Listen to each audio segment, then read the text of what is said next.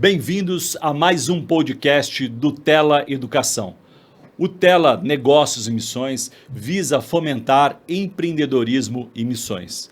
E o Tela Educação é um braço que a gente vai falar sempre de cursos, conteúdos inspiracionais, insights, entrevistas como essa de hoje, para poder fazer com que você vire, às vezes, a chavinha aí que falta para você empreender, né, com visão, cosmovisão do reino e fazer a diferença nessa geração em que nós estamos vivendo. E hoje eu tenho o prazer de receber um cara que tem feito a diferença na sua geração, no seu tempo, Marcos Vinícius. Bem-vindo, Marcos. Meu amigo, obrigado a todos vocês que estão assistindo aqui esse papo, essa conversa que a gente vai ter. Para mim é uma honra muito grande tá num ambiente inspirador, um ambiente de troca, onde tem pessoas que estão se dispondo a ajudar pessoas, a construir juntos, a construir para o reino e com esse mesmo objetivo. Eu sempre falo uma frase que eu gosto muito, que é amar e transformar a vida de pessoas. Essa é a nossa missão. Então, é um prazer estar aqui com vocês e contribuir para essa comunidade.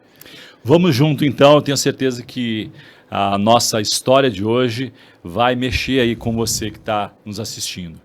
Início da jornada. Como começou a história do Marcos Vinícius? Você sabe que eu sou um cara apaixonado por pessoas, né?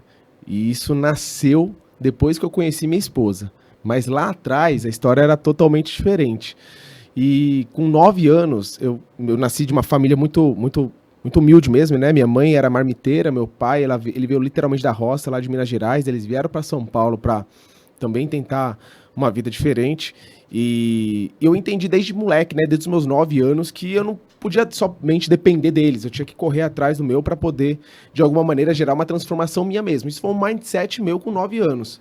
Um ambiente de escassez completa. Eles eram cristãos, não? Não. Meus pais não eram cristãos, né? Eles frequentavam a igreja católica, mas não tinha esse apreço ao servir ao reino, né?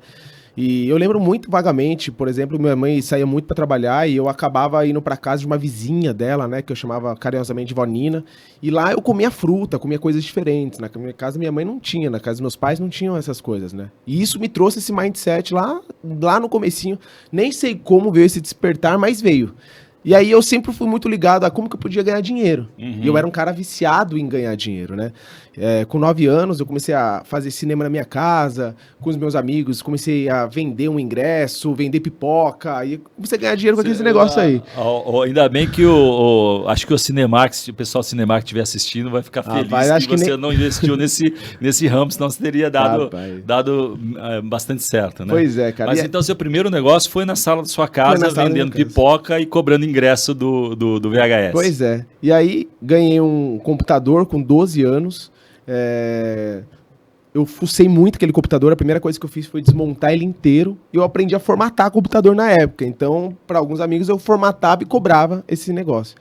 E eu nunca fui um cara de gostar de estudar. E eu tive problemas com o meu pai na época, de treta mesmo, eu e ele. E ele falou pra mim o seguinte: já que você não gosta de estudar, você vai ter que trabalhar. E eu fui trabalhar como servente de pedreiro e limpador de fossa numa prestadora de serviços para condomínios. Meu primeiro serviço, literalmente, foi limpar uma fossa de um condomínio. Tirei mais ou menos uns 26 sacos. Abençoei muito meu pai naquela tarde, né? Desejando palavras de bênção, palavras de amor naquele momento. Mas mal sabia que meu caráter estava sendo construído naquele momento, né? Aquilo lá foi fundamental. E com 16 anos, eu peguei alguns colaboradores na época lá e a gente decidiu montar uma empresa chamada Ativa Serviços para Condomínios. Isso foi com 16. E o negócio começou a prosperar de uma maneira que eu não esperava, né?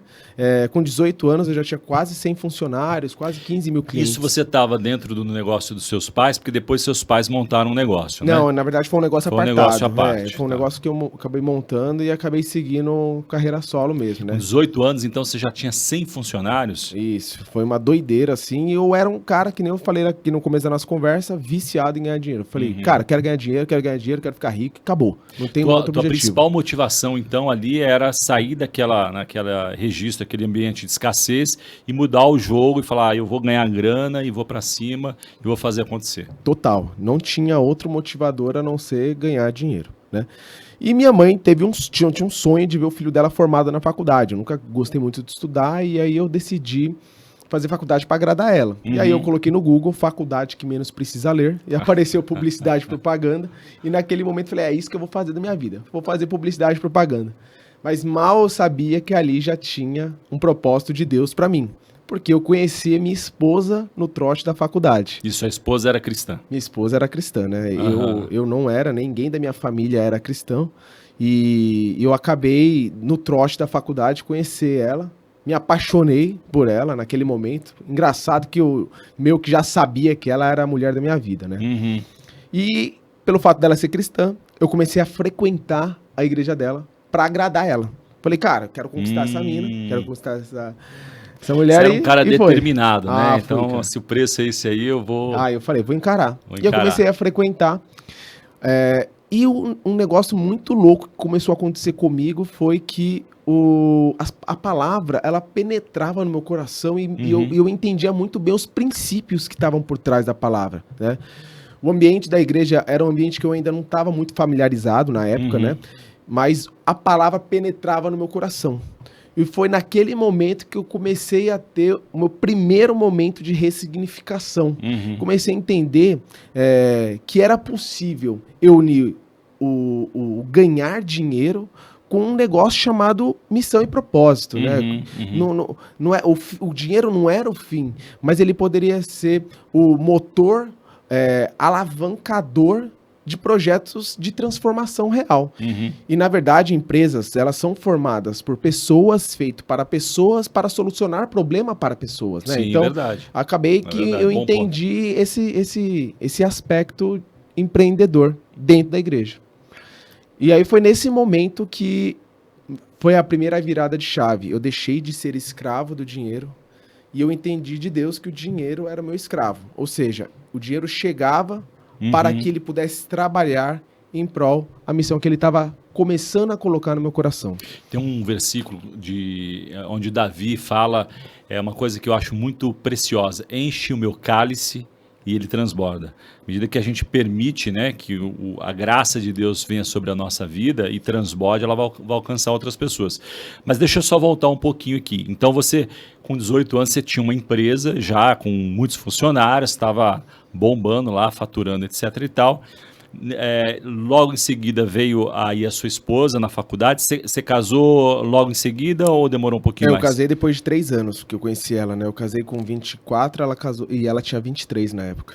E nesse momento em que você virou a chave, você já estava casado com ela? Não, Ainda não, estava namorando e tal. Tava namorando. E aí, e a empresa que você tinha nesse momento continuava existindo quando você pensou em fazer impacto social? Na verdade, eu montei uma segunda empresa chamada Hidrafest Serviços para Condomínios, que nada mais é que era uma cópia da primeira empresa, e era uma estratégia que eu tinha de mercado de como a gente fazia uma prestação de serviço para condomínios, né, do controle de pragas, higienização. Eu chegava nas administradoras parceiras e mandava o orçamento para ela de 2 empresas diferentes, só que as empresas eram minhas. Então eu tinha montado a segunda empresa. E aí, antes do casamento, né, antes de eu casar com ela, na igreja a gente decidiu, né, eu acabei me envolvendo mais com as coisas da igreja. Eu e alguns amigos, a gente decidiu fundar um projeto social chamado Um Novo Tempo. Esse projeto, ele tinha o intuito de cuidar de crianças em situação de rua e invasão, no bairro da Bela Vista, né, o centro de São Paulo. E a gente cuidava em torno de 200 crianças, dando aula de futebol, circo e balé. Muito legal, muito legal. E aí foi então o seu primeiro investimento social? Foi. Naquele momento eu entendi que eu poderia usar a minha vida não somente para essa visão de, cara, preciso ganhar dinheiro, preciso crescer, preciso de alguma maneira aumentar patrimônio e tal. Mas eu poderia usar a minha vida como ponte de transformação de vida de outras pessoas, né? E nesse projeto a gente tinha algo muito claro, que era, através do esporte, da arte, cultura para essas crianças que eram de 6 a 17 anos, ensinar princípios cristãos dentro desse ambiente que elas estavam, em troca, dando essas aulas, né? E eram voluntários da própria igreja, e a gente se dedicava todo sábado, das 9 da manhã até as 4 da tarde. E quando veio a história do hambúrguer, que foi um divisor, né? Um ponto muito importante na sua história, né? O hambúrguer, cara, eu sempre gostei muito de fazer hambúrguer, né? Na minha casa, a gente lá perto da onde a gente mora, que é no bairro do Ipiranga, aqui em São Paulo, tem uma hamburgueria muito tradicional chamada Casa da Mortadela. Hoje é Burger e Mortadela. Que não é a do seu Oswaldo, não é do mas seu é Oswaldo, do lado do seu Oswaldo, né? exatamente. Os dois hambúrgueres são muito bons. Visitem lá, inclusive. E eu gostava de fazer hambúrguer na nossa casa. E nós três, né, na época éramos 2 sócios, né, e a gente começou a fazer... Antes a gente fazia pizza no final dos cultos da igreja para arrecadar recursos para esse projeto social, né? Existia um outro projeto chamado Extreme Impact, que a gente fazia pizzas no final do culto, vendia para os membros para o lucro, na verdade, ser destinado aos nossos projetos sociais. E aí a gente entendeu que a galera tava começando a enjoar da pizza. A pizza não era nem tão boa assim. E a galera comprava mais, mas a gente tentava vender lá. O cara falava, mas já tenho 10 pizzas no freezer, não sei mais o que fazer com pizza. E aí a gente teve essa mudança. Falou, cara, vamos fazer hambúrguer. Né? Eu tenho uma receita de hambúrguer, ou a maionese que a gente gosta ali e tal. E aí a gente começou a fazer hambúrgueres no final dos cultos da igreja para arrecadar recursos para o projeto social. E você já tinha ali visão de escala, Marcos, com relação ao hambúrguer, produzir quantidade para abençoar mais pessoas? Na verdade, eu confesso que a gente tinha um único objetivo naquele momento, que era, de alguma maneira, a gente conseguir dinheiro para sustentar esse projeto. Porque eu sempre tive uma visão de como que eu posso trazer sustentabilidade financeira para ONGs e projetos sociais. Interessante. Porque isso acaba sendo um baita de um divisor de água para a própria organização social, né?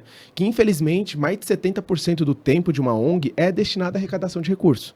E muitas delas, eles ficam em torno, né, da solução e não pensam em escala, em resolver outras questões, como modelar, como escalar, como resolver a parte de fundos, né? E é muito importante um empresário ter visão, né? Juntar aí com ONGs para poder dar essa visão de mercado, desenvolvimento.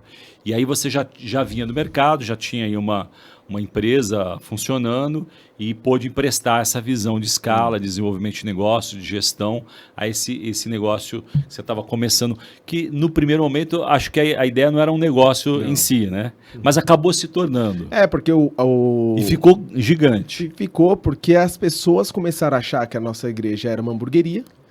As pessoas de fora começavam a ir no final e ficava procurando, mas onde tem uma hamburgueria aqui e tal, porque a gente fez alguns eventos. A hamburgueria ficou mais conhecido que a igreja. Cara, ficou uma doideira mesmo. A galera fala, mas aqui é uma hamburgueria? Não, você quer um hambúrguer dos jovens, desce a escada ali e tal. Legal. E a galera ia.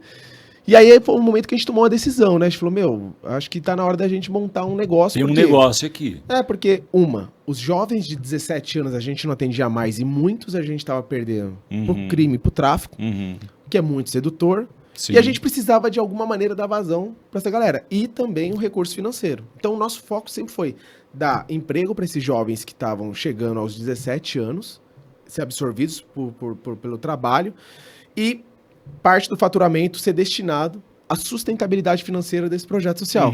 E aí nasce o Holy Burger. O Holy Burger nasceu em 2013 e acabou se tornando um grande sucesso. Foi através dele que veio um outro restaurante chamado Forno, também ali no centro de São Paulo. A gente abriu o delivery do Holy Burger, eu lembro que foi em 2015.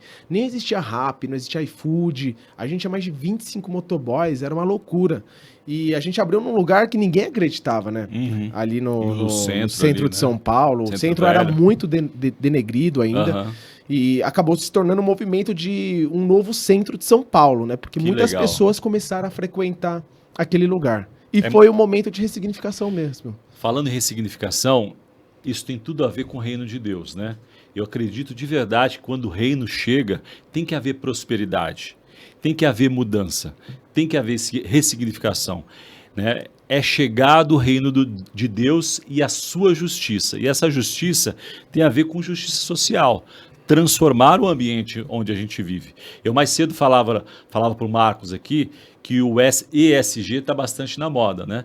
Mas quando você olha para a Bíblia, está tudo lá. Sempre esteve lá. Cuidar do planeta, melhores práticas, cuidado social, buscar conselho, né? Governança. Mas voltando aí à história do Holy Burger, ele ficou gigante. Ele ficou bem conhecido. E eu agradeço muito, inclusive, aos meninos que foram os meus sócios, porque eles me ensinaram muito sobre isso, né? Sobre o reino de Deus, sobre como você pode usar os seus negócios para gerar impacto social, como que você pode criar esse ecossistema saudável, né?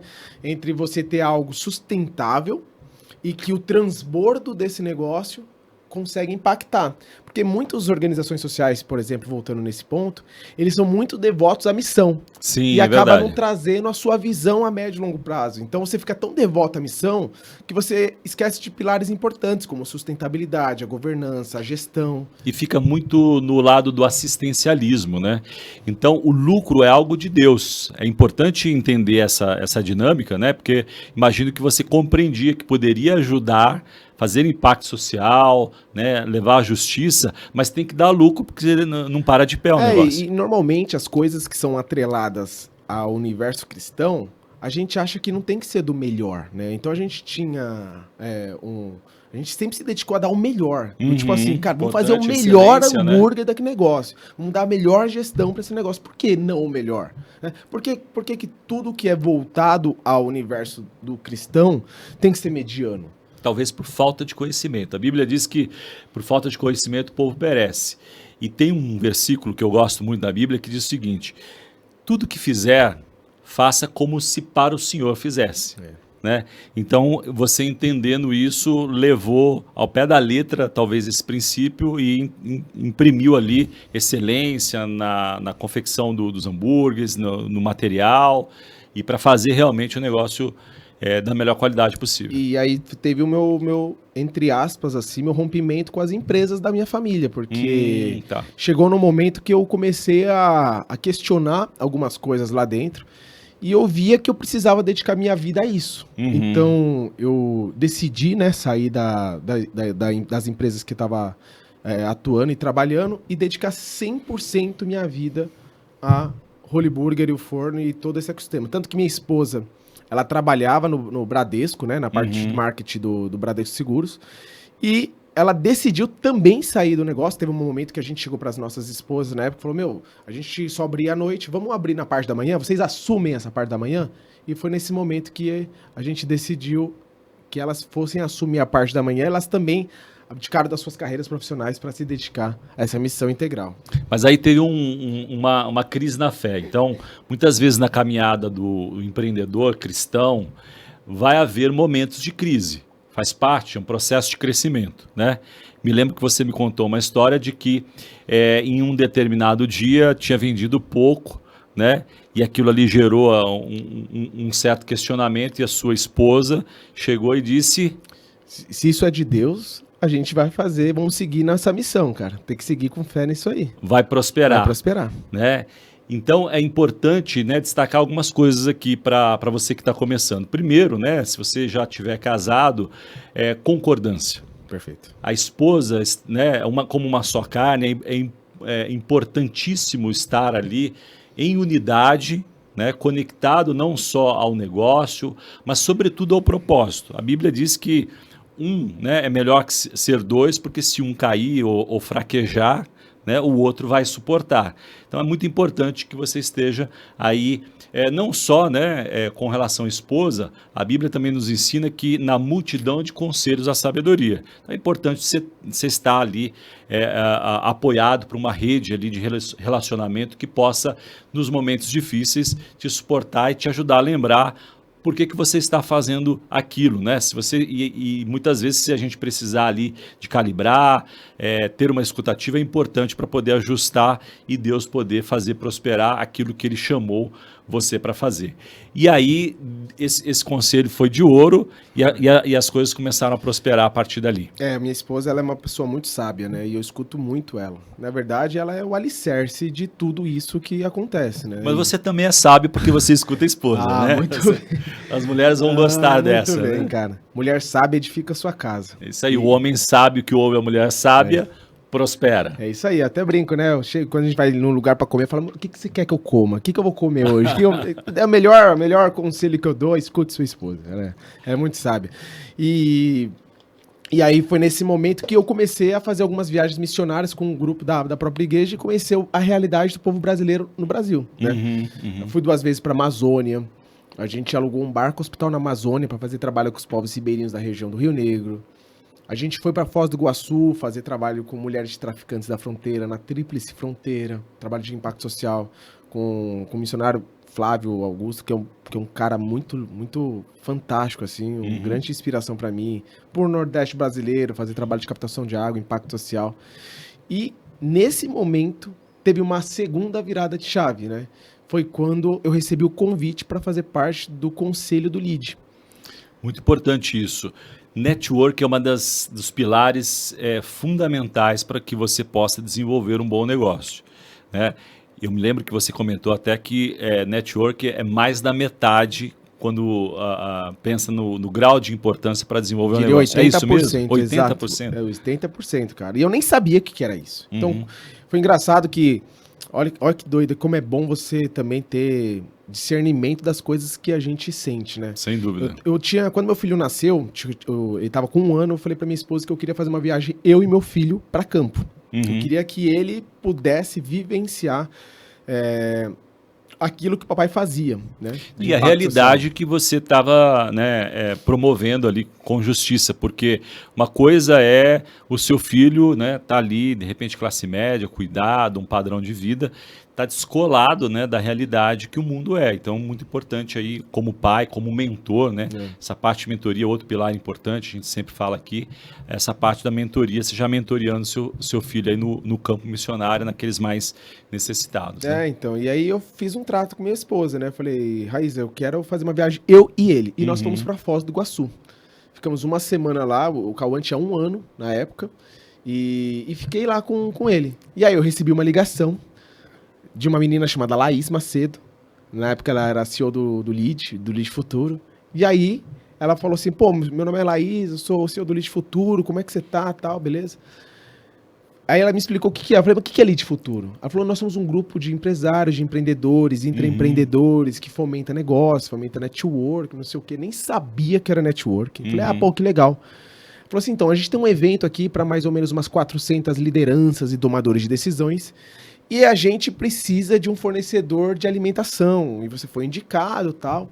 Falei, pô, que legal, quantos hambúrgueres normalmente você precisa? Tal? Falei, mais ou menos uns 300 hambúrgueres.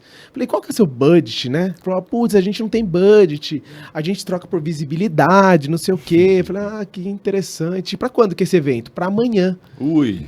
Aí eu falei, pô, você me ligou, eu não te conheço, não sei o que é LEAD Futuro. Você não quer pagar? Você me tá pedindo 300 hambúrguer de graça pra amanhã? Falei, é isso mesmo. Desafio, hein? Aí eu falei, cara, eu te ligo daqui a pouco. Eu desliguei o telefone e eu senti a voz de Deus no meu ouvido, claramente falando, aceita. Olha aí, uma oportunidade, né? E é interessante isso que você está dizendo, porque muitas vezes no negócio você vai precisar olhar com os olhos da fé e ter essa sensibilidade espiritual. Total. Né? Muitas vezes, na minha jornada pessoal, como empreendedor também, o empreendedor, ele muitas vezes é um rolo compressor de tomar decisão, né?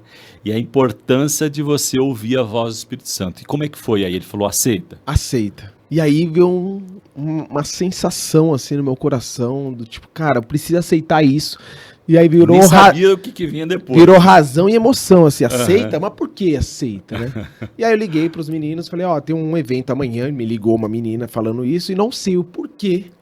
Eu acho que a gente tem que aceitar, então vamos fazer. E aí no dia seguinte eu voltei para São Paulo, deixei meu filho em casa, fizemos o evento lá, e eu fui convidado para fazer parte do LEAD Futuro, né? Como um membro. Além de fornecedor, uma oportunidade ali para se relacionar com as pessoas. Porque network mesmo. Foi a primeira vez que eu vi um monte de gente reunida fomentando negócio. Porque até ali eu era pedreiro, eu era hamburguero, chapeiro, pintor. Tava no operacional. Total, eu não sabia. Que existia esse mundo até. Né? Eu diria que, sei lá, mais de 90% dos brasileiros não sabem o que é isso. E ali meus olhos brilharam. Eu falei, meu, que doido, tem um monte de gente aqui, um painel falando sobre um determinado assunto, e antes tem o network, troca cartãozinho ali, não sabia daquele negócio. E aí ela me convidou para fazer parte do grupo do LEAD, nem era do conselho na época.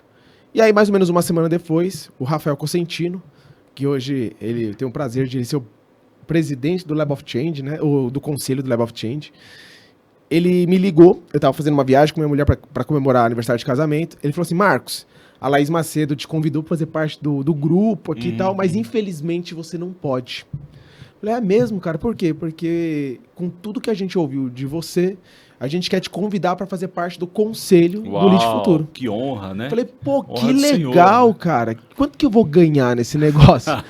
Aí deu risada. Naquele momento ainda você tinha a mente drivada ali pra grana, na verdade né, eu não também, fazia né? menor... Eu não sabia que era conselho. Eu pensei que era um emprego. Pensei que era uma posição. Entendi. Aí ele deu risada. Não, não é isso. Falei, o que é um conselho, cara? Você vai trabalhar de graça mais um pouco. Pra caramba, inclusive. E eu fiquei no conselho de 2017 a 2023, até esse ano. E aí foi a minha mudança, porque aí eu consegui entender o quão importante é você fazer relacionamentos, bons relacionamentos, e o quanto isso encurtou pontes para diversos setores da minha vida, né? Aí, nesse meio tempo, eu abri um café em Indaiatuba chamado Brandon House. Esse café, ele tinha o intuito de tirar meninas da prostituição, do maior campo de prostituição ao céu aberto da América Latina. Que fica legal. em Tatinga, Campinas. Era um café irlandês, né? Porque ele existe ainda. E isso veio de 2 missionários, que é a Kat e o Ricardo, que eu conheci eles também dentro da igreja. E eles falaram desse sonho de montar um café e tal, e me chamaram pra perguntar, cara, como que monta? A gente não sabe, a gente começou a reformar e tal. Ela é irlandesa, ela veio pro Brasil porque ela teve um sonho de trabalhar com resgate de crianças do tráfico humano. Uma loucura, assim. E aí me senti no meu coração que eu queria fazer parte disso. Aí eu fui um dos investidores desse café e a gente montou em Indaiatuba. Foi um projeto super legal também, que a gente foi montando nesse sistema de como que eu posso montar negócios para que os negócios transbordem e o transbordo possa gerar o impacto que a gente determinar. E aí foi uma jornada até 2017, 2018, e foi abrindo um monte de empresas focando nisso aí. E o relacionamento ali, né, naquele ambiente de network, favoreceu muito isso, porque aí os negócios acabaram prosperando, crescendo bastante. Imagino que essa rede de relacionamento foi importante não só para modelar o teu mindset de crescimento, de desenvolvimento, mas também de investidores aí, certo? Eu acho que na parte corporativa, da minha parte profissional, eu diria que 95% do que eu sou hoje foi causionado depois que eu entrei no Lead, depois desse grupo de relacionamentos. Então, você fazer parte de uma comunidade, de um grupo, assim como o Tela, que fomenta isso o tempo todo, baseado nos princípios, mas que tá o tempo todo nos colocando numa zona de aprendizagem, de poder ter essa troca, às vezes do cara poder olhar para o seu negócio, você aprender, ou você passar o dia no trabalho do cara, na empresa do cara e aprender outras coisas. A gente tinha mentoria com grandes empresários, eu tive mentoria com o Abílio Diniz, eu tive mentoria com o Sandro Rodrigues da Rinodê, eu tive mentoria com o próprio Lars Cosentino, fundador da TOTOS, com o Daniel Mendes da Sapori, cara, com grandes empresários que eu fui aprendendo, né? E aí uma das características que eu aprendi foi a diferença entre modelar e copiar. Porque um dos grandes erros das pessoas é querer copiar o cara, copiar o sucesso do cara. E modelar é bem diferente disso, né? E modelar é eu pegar características e trazer para quem eu sou, né? Porque eu não vivo de máscaras. Hoje eu tô com você, eu coloco uma máscara, amanhã tá com uma máscara, e normalmente as pessoas são assim, né? Mas quando você sabe quem você é, você tem a sua própria personalidade, sua identidade, ela é imutável, ela é única. Você pega características de pessoas e não traz isso como uma cópia, mas como inspiração. Fala, pô, o cara fala dessa maneira, pô, legal aprender isso. Ele negocia dessa maneira, pô, legal fazer isso. E uma das grandes características que eu tive nessa jornada dentro do Lead foi nunca querer fazer negócios antes de fazer boas amizades. Que legal, muito né? importante. Então eu sempre isso, fiz né? amizades, sempre fui de fazer amigos, sempre fui de primeiro ser amigo, depois de fazer negócios. Foram poucos momentos que eu falei de negócios com as pessoas. Sempre foi tipo, cara, como que eu posso te ajudar? Como que eu posso te servir? É melhor dar. A Bíblia diz que é melhor dar do que receber, né? É um bom princípio, porque muitas vezes ali você tem 2 caminhos possíveis, né? Ou pelo menos 2 caminhos. O caminho do isolamento é o pior deles, né? Satanás, uma das estratégias dele é isolar as pessoas, né? Então o empresário vive sozinho, não tem um ambiente que ele possa trocar, né? Então você está convidado a participar do Tela, né? Você tem aí a comunidade de empreendedores, de jovens empreendedores, mas um outro caminho que também é ruim é você só... o meu pai veio do interior, tem bastante expressões, né, linguísticas, né? Então ele usaria aqui a seguinte expressão: só vem a nós, o vosso reino nada, né? E o evangelho diz que você muitas vezes vai precisar perder para poder ganhar, né? É isso, né? É você oferecer, é você servir antes de ser servido. Muito legal isso. E aí isso fez com que você tivesse entrada em bons relacionamentos sem esse viés de buscar por interesse alguma coisa. Né? Porque nesse ambiente, é um ambiente onde as pessoas normalmente eles olham e se perguntam, né? Que oportunidade que eu vou ter ali, né? É verdade. E eles ficam buscando o tempo todo. Putz, se eu conversar com o cara, eu posso fazer... Ele conhece o outro cara, então eu vou me conectar com ele para me conectar. Então é um ambiente muito de interesse. E os grandes empresários, eles já sabem desse ambiente. Eles já estão conhecem. saturados disso, né? E aí quando chega um cara e fala assim, cara, como que eu posso te servir? Isso quebra o cara. Fala, como assim me servir? Inclusive é um testemunho, né? É bom, né? Porque eu não tô nem aí pro que você faz ou para quem você trabalha. Eu quero saber como que eu posso te servir. Legal. E isso me trouxe a aproximação dos maiores empresários do país, né? E eu tenho esse privilégio de poder me relacionar com eles e ter essa confiança, porque no final das contas eles entenderam qual que era a verdadeira intenção do meu coração. Que não era buscar negócios ou me aproveitar da atual situação que ele estava como empresário, como CEO, como o momento atual dele, né? Mas sim criar bons relacionamentos. E Jesus sempre ensinou isso, né? Esse momento de se relacionar com pessoas, a importância de você mais escutar do que você falar. Isso me colocou em ambientes que jamais na minha vida, nos melhores sonhos, eu imaginei que eu poderia estar, né? Me relacionando com esses caras. Princípios de Deus, eles sempre vão funcionar. Ainda que você tenha um coração para ser ajustado. Eu queria, nesse ponto, fazer uma pausa dramática, né? Nesse momento, então, você já está ali num tamanho gigante, bons relacionamentos, vários negócios, coração ali na obra, né? O negócios de impacto fazendo a diferença na vida das pessoas, mas tinha uma coisinha lá que ainda o Senhor precisava ajustar no seu coração. Isso. E aí veio um momento de impacto poderoso que colocou tudo isso em xeque. Perfeito. Como é que foi isso? Na verdade, a gente vai chegando num determinado grau que a gente acaba se sentindo um super-homem, né? Cara, uma família incrível. Eu, na época, tinha o Cauã, né? A minha esposa a gente estava planejando ter o segundo filho, as empresas legal, tal. Bastante grana, tudo dando certo. Fazendo várias viagens, aquele negócio todo, né? E aí, esse momento de me sentir o super-homem me trouxe algo muito ruim pra mim, que é o orgulho. E esse orgulho me cegou, né? De várias coisas que eu acabei fazendo de erros mesmo, né? E isso me trouxe graves problemas, tanto no meu relacionamento, quanto na minha sociedade, quanto em todo o ambiente que eu estava. E aí começou o momento de queda muito forte, de erros que eu cometi, de situações que eu acabei achando que eu estava certo, mas eu estava errado, de escutar menos e falar mais, de não enxergar e reconhecer esses momentos que você precisa se olhar, se consertar e se corrigir, mas você tá com orgulho, então você tá sempre certo de tudo, né? Tá cego, na verdade, né? O orgulho é o princípio da autossuficiência, né? E é aí que Deus deixa de ser Deus na sua vida, né? E aí foi um momento de ressignificação enorme, assim. Eu comecei a ter grandes problemas no meu casamento, eu comecei a ter grandes problemas na minha vida profissional, problemas muito fortes de saúde mesmo, né? Eu tive um burnout muito forte, que eu fiquei 5 dias no hospital internado, numa situação muito complexa. Cheguei a pesar quase 58 quilos. Uau, foram momentos muito difíceis, né? Até eu entender uma coisa que também foi uma mudança, né?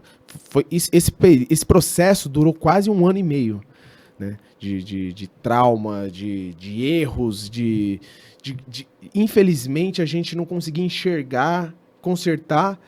E uma das coisas que eu aprendi quando você falou do conselho, né, das pessoas, né, que estão em volta, era um momento que eu poderia ter me aconselhado, falar da verdade, mas o princípio do orgulho e do medo do julgamento fez com que eu me silenciasse. E esse silêncio foi cada vez mais me afundando. Se eu tivesse chegado para uma pessoa ao meu lado e tivesse falado, cara, tô passando por isso, me salve, me ajuda. Mas o orgulho não deixava, né? Porque provavelmente você se via ali no Todo-Poderoso, cheio da grana, muitos negócios, e fala assim, puxa, agora eu tô numa dificuldade, como as pessoas vão me enxergar? Né? Então, eu acho que o medo do julgamento, o medo do que as pessoas vão falar, né? Isso me trouxe muitos problemas, né? E tem até um livro, né, que é do Napoleon Hill, que é o Mais Esperto que o Diabo.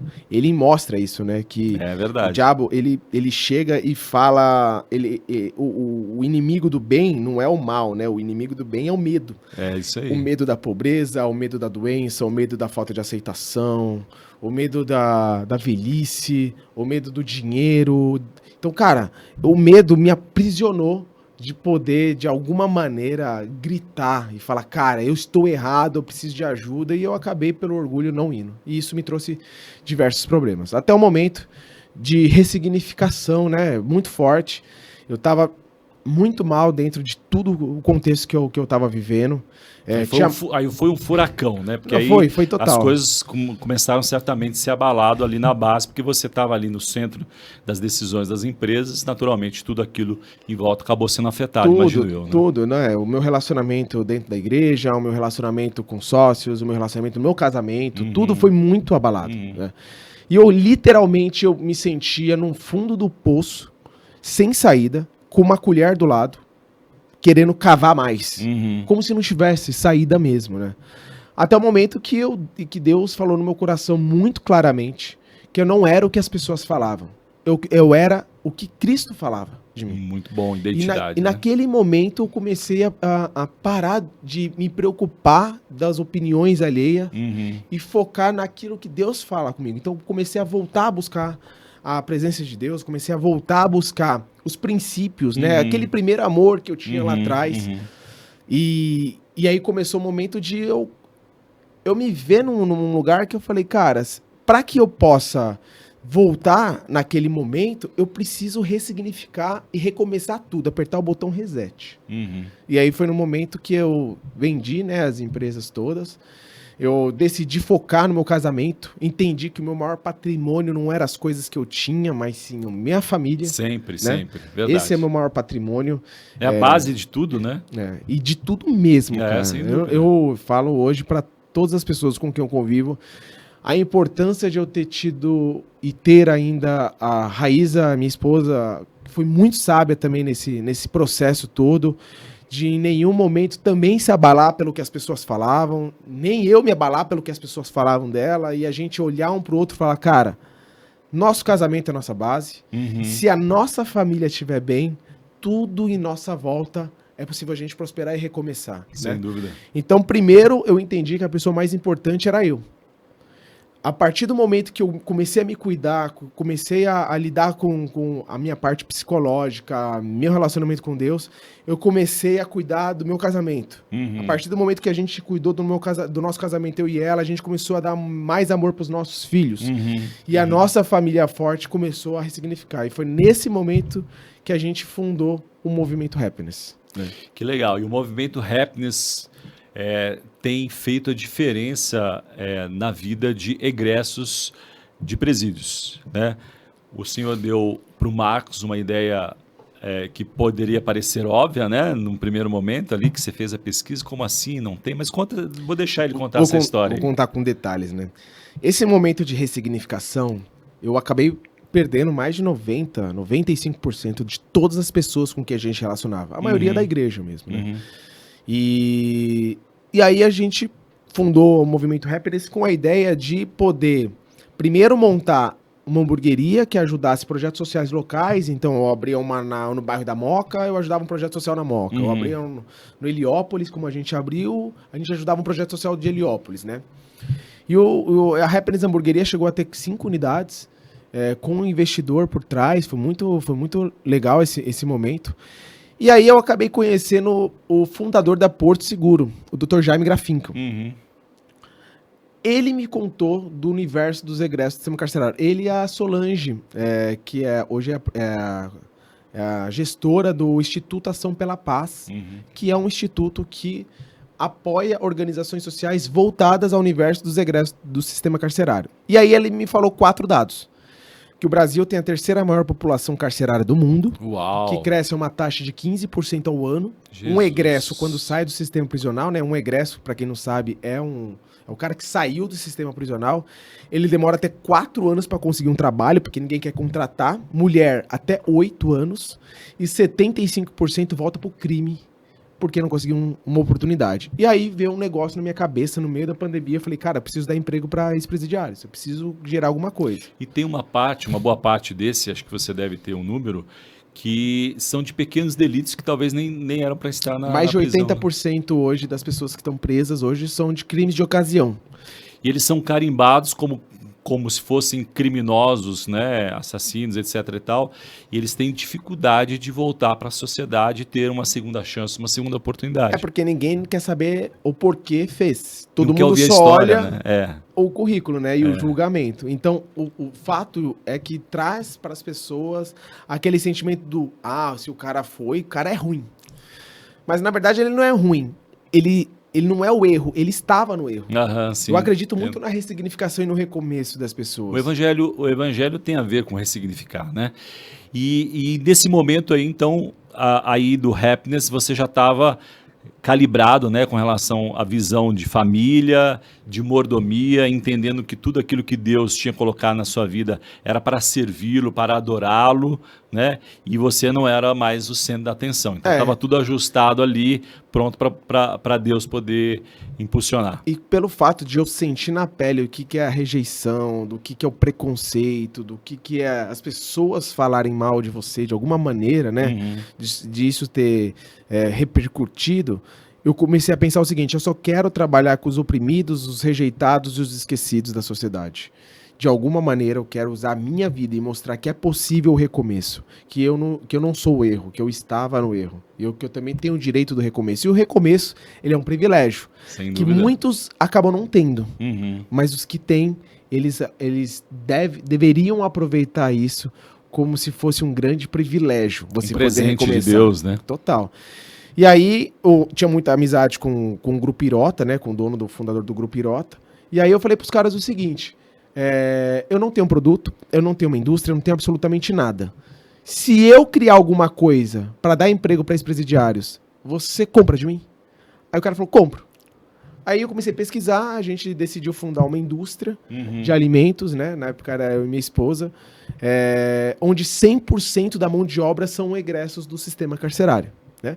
E aí, eu lembro que a primeira compra, a gente chegou a ter quase 150 pontos de vendas do Kit Burger Happiness. Tudo isso muito impulsionado por um cara também que foi meu sócio, né? O Luiz, que foi um cara fantástico, foi um cara espetacular. E aí eu conheci as meninas do Churras Delas. A gente mudou a indústria, que era uma indústria de kit burger, para churrasco defumado. Hoje são só mulheres egressas do sistema carcerário que trabalham com a gente. Mulheres 50 a mais, mãe solo, LGBTQIA+, são as rejeitadas, as oprimidas e as esquecidas.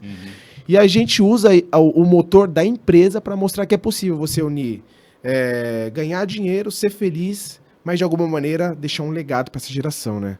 E unir o lucro com o propósito é muito possível. E aí, desta maneira, foi que a gente começou esse momento de ressignificação das empresas, até que chegou o Lab of Change. Conta pra gente aí essa mudança, né? O que é esse laboratório que pode mudar a vida de empreendedores no primeiro momento, mas a ideia é gerar, a partir de empreendedores, gerar mais impacto ainda, mais justiça de Deus, né? Mais de Deus, porque Deus é a maior inspiração para a gente empreender, não é verdade? Total. O Lab of Change, ele nasce de uma necessidade, a princípio na pandemia, de pequenas empresas quererem fazer impacto social, não sabem como fazer, não tem tempo para fazer, tem algum pequeno recurso e entende a importância disso no seu dia a dia, né? E ao mesmo tempo, as pequenas organizações sociais que fazem impacto lá na ponta, muitas delas acabam não tendo gestão, não tendo acesso a recurso, não tendo uma visão de médio e longo prazo. O cara está muito devoto, né, na missão que ele está se propondo a fazer, mas acaba morrendo no meio do processo, porque o recurso ele é importante. Essa parte desculpa interromper, essa parte da gestão, né, de dar uma visão, de ter uma boa gestão, melhores práticas, no final do dia é o que leva a empresa mais longe, né? Ou mantém ela estruturada. O Sebrae tem um dado alarmante aí que a maior parte das empresas, das micro e pequenas empresas, morre antes de 5 anos por falta não de recurso e nem de mercado, mas de gestão, né? Falando do universo da gastronomia, 80% dos restaurantes fecham no primeiro ano por conta de gestão. Olha aí. E o restante fecham nos 5 primeiros anos. Quase 90% dos 20 que sobra fecham até 5 anos por conta da falta de gestão. E o Lab of Change vem exatamente para dar um suporte aí, o Lab of essa Change, visão de mordomia, essa visão de gestão. Tudo focado para organizações sociais. Então a gente, de alguma maneira, entendeu que todo o dinheiro que ele é arrecadado para impacto social no Brasil, 90% desse recurso fica com 10% das organizações. E os 10% que sobra fica com 90% das organizações. Porque a grande organização social capta dinheiro de grandes empresas. As grandes organizações sociais não pegam dinheiro das pequenas empresas porque acham que o cara não tem. A pequena organização social não consegue chegar na grande. Porque o cara não tem gestão, o cara não tem governança, o cara não tem transparência, o cara não tem... as boas práticas, né? Não do tem mercado, ali um conhecimento mesmo. E a pequena organização não consegue também chegar no pequeno negócio, porque acha que o cara não tem também recurso. E aí um dado que eu fui atrás, né, foi que aqui em São Paulo existe 900 pequenas empresas para cada organização social. Puxa. Falei, cara, será que existe uma maneira da gente ajudar as empresas privadas, fundos de investimento, family offices, a ter impacto social como diferencial competitivo no seu negócio através de um plano de assinatura, onde a gente pega esse plano de assinatura e investe nas organizações sociais, ajuda a elencar e potencializar esse impacto com visão estratégica, com mentalidade de startup, com financiamento dessa organização, e a gente devolve para a empresa conteúdos de geração de valor para os seus clientes, para os seus fornecedores, né? Muito bom. Monta esse ecossistema. E o Lab of Change nasceu disso. E você sabe que o Lab of Change, ele nasce depois de 40 empresários me colocarem dentro de um grupo, né? Porque todo mundo ficou na pandemia falando assim, Marcos, eu quero te doar dinheiro pra você doar pra ONG. Cara, eu chegava pros caras e falava, mano, não faz nenhum sentido, doa direto. Não, mas eu não confio na ONG, eu confio no seu trabalho. Cara, eu não sou intermediador de dinheiro, você doa direto pra ONG, eu não quero pegar uma parte do dinheiro. Aí 1, 2, 3... Esses 40 e poucos empresários montou um grupo chamado Happiness Lovers e falou assim, cara, a gente tá disposto a fazer o que você quiser aqui. E a gente juntou lá, mais ou menos uma semana, praticamente R$1 milhão. Criei um dinheiro interno em Heliópolis, na época eu tava atuando em Heliópolis, chamado Happy Voucher. A gente cuidava de 600 famílias junto com uma organização chamada OSSE, Obra Social Santa de Virgens. E aí eu cheguei para essas famílias e falei o seguinte, ó, eu tenho uma grana, a gente vai distribuir esse recurso para que vocês só consigam comprar em supermercados locais da região para fomentar a transferência de renda para Heliópolis. Só que eu pedi algo em troca. Qual que é o seu sonho de empreender? Porque senão eu tô te alienando a continuar pedindo. Assistencialismo, né? Apenas, e não fomenta o empreendedorismo que vai transformar a vida deles. E o assistencialismo e a filantropia, eles são importantes para causas emergenciais, mas não resolve o problema. Vai só na primeira página, né? E aí a minha cabeça sempre foi essa, como que eu posso tirar o cara da situação de pedir e colocar a pessoa na situação de doar? E aí a gente fez um baita de um levantamento, entendi que mais de 30% das famílias queria ser cuidador de idoso. Olha, o segundo lugar ficou segurança do trabalho. Em terceiro lugar ficou barbeiros e parte beleza. Quarto lugar, alimentação. E aí a gente conectou Fundação Dom Cabral, FGV, Escola São Paulo de Negócios, Gama Academy, para gerar e fomentar conhecimento para aquelas famílias. E muitas saíram da situação de vulnerabilidade. Fiquei muito feliz com isso. E aí, o Lab of Change veio nesse aspecto, né, de ajudar esses pequenos e médios empresários a fomentar pequenas organizações sociais. E aí eu decidi uma coisa, que foi uma das grandes, um dos grandes diferenciais que eu tive, que foi o seguinte: por mais sucesso que a gente tenha, por mais notoriedade, por mais reconhecimento que a gente tenha, não é suficiente para o mercado, né? Eu falei pro Israel, que é um dos meus sócios hoje. Falei, cara, a gente precisa trazer um conselho de grandes empreendedores, empresários e empresárias forte, que tenha reputação, que tenha reconhecimento no mercado para fazer parte do conselho do Lab of Change. Só que esse conselho, ele precisa ser um conselho que investe grana para que a gente tenha recurso suficiente para desenvolver o Lab of Change. Porque o nosso principal foco não é ajudar 1, 2, 10, 20 organizações sociais. É como que eu consigo escalar impacto social. Como que eu consigo fomentar 10 mil organizações sociais? Como que eu crio uma metodologia que tenha uma linguagem única, diferentes causas, né? A gente tem causa animal, tem causa de alimentação, tem causa dos egressos, tem causa de esportes. Cada uma tem características peculiares entre elas, mas como que eu escalo impacto social? Então, para que a gente conseguisse fazer isso, eu precisava de recurso. Sim. Né? E para que eu pudesse fazer esse recurso, a gente criou uma tese do Lab of Change, mostramos para esses investidores, que são grandes investidores que estão junto com a gente hoje, são quase 10 investidores, que as empresas somadas estão mais de 200 bilhões de reais de valor de mercado. Uau, é muito forte uau. o conselho que a gente tem por trás. Muito E todos pensando a mesma coisa. Como que a gente faz justiça social de fato? Como que a gente resolve o problema e não gerencia o problema, né? Boa. Como que a gente, de fato, procura soluções como as startups, como as grandes empresas acharam soluções escaláveis, e a gente traduz isso para impacto social, também como uma empresa que tem sustentabilidade, que tem lucro, que tem visão de escala, visão de crescimento, mas não perde a sua essência e sua missão. Esse é o Lab of Change. Muito bom. A gente está caminhando para o final, infelizmente. Conversa boa, inspiradora, né? Que conselho você daria para um jovem, né, empreendedor ou alguém que está saindo aí do CLT e está desejando um MEI, está desejando um CNPJ, né? Eu queria dizer para você que é de Deus isso, né? Se você está em dúvida, se você pode empreender, há graça do Senhor disponível para você. O mercado brasileiro tem muitas oportunidades, mas eu quero deixar você contribuir para esse conselho aí, para quem está acompanhando a gente. Primeiro, falar que a jornada não é nada fácil. Entender que sozinho... Sem romantismo, né? Sem romantismo nenhum, tá? Eu falo que 90% do tempo de um empreendedor é porrada na cara. É o cair o tempo todo. É achar que a gente vai quebrar o tempo todo. É chorar. Às vezes, ser solitário essa jornada. Mas os 10% é recompensador. A história de José, ela mostra muito isso, né? Se lá no começo o cara tivesse desistido e não tivesse perseverado e, de alguma maneira, mantido a sua resiliência, focado no principal motivador daquilo tudo, que foi uma palavra. Ele recebeu uma palavra e ele foi até o final. E às vezes a gente, no meio do percurso, a gente acaba desistindo por conta de vários fatores externos ou de pessoas que ficam tentando de alguma maneira te tirar do propósito. Então, sem romantismo, né? Muitas pessoas vêm e falam assim, porque o sucesso, porque... Cara, é sem romantismo nenhum. É muito difícil a vida do empreendedor.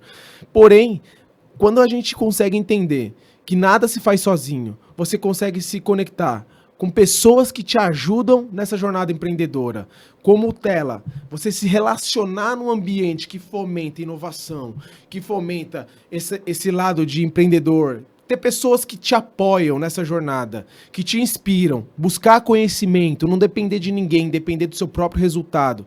Isso é muito importante para a sua jornada empreendedora. Mas me falta recurso. Recurso está disponível para todo mundo.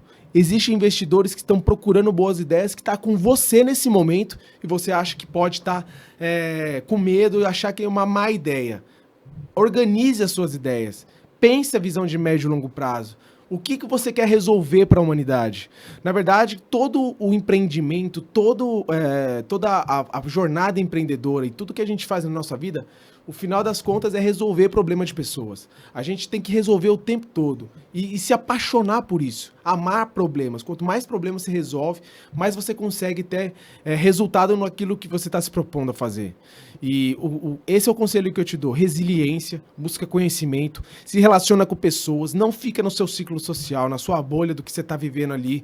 Vai procurar centros de inovação, grupos como o Tela, grupos como aceleradoras, procura pessoas que vão te colocar num patamar melhor do que você está. Não ande com gente que tenha menos conhecimento do que você. Fique o tempo todo nesse âmbito de buscar essa inovação e sirva mais do que procura ser servido.